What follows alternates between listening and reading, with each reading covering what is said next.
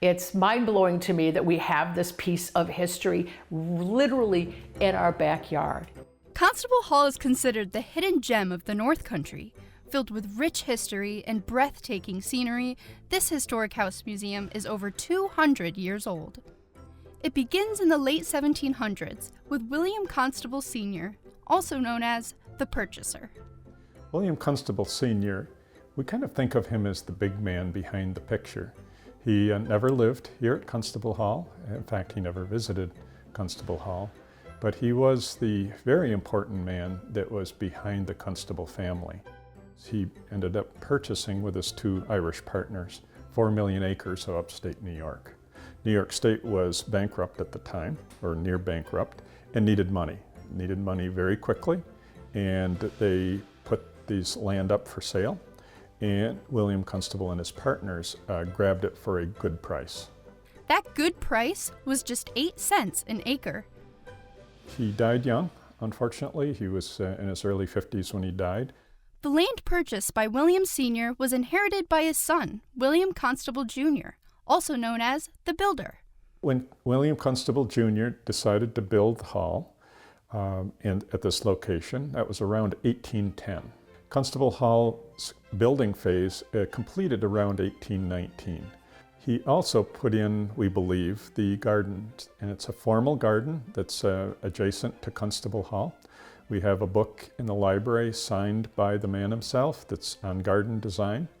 So we are quite firm in our belief that the garden was put in the approximate location and form that it is today, which would make it one of the oldest continuously gardened gardens in North America.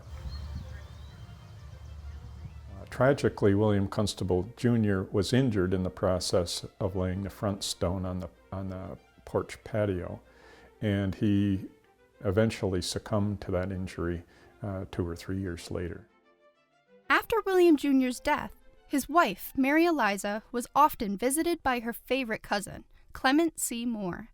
It's said that over his visits to the hall, Moore got the inspiration for one of the most famous pieces of literature in the world. Family legend says that the hall was actually the inspiration for the poem A Visit from St. Nicholas, or as we know it today, 'Twas a Night Before Christmas.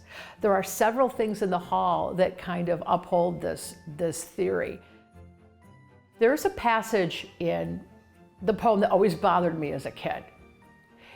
He tore open the shutters and threw up the sash. Now to me, I thought, well, that's backwards. Shutters are on the inside, they're on the outside. But in this house, there are 32 sets of interior shutters. You know how I know that? I have to open and close them every day. 4 Constable generations later comes John Constable, nicknamed the Preservationist.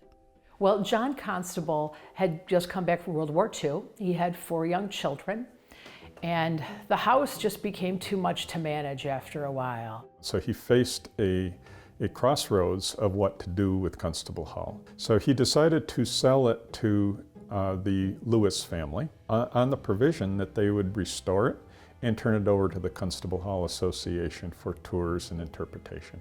This year marks the 75th anniversary of the hall being opened as a historical museum, but it's the love for the history and the culture that have kept it alive for all this time.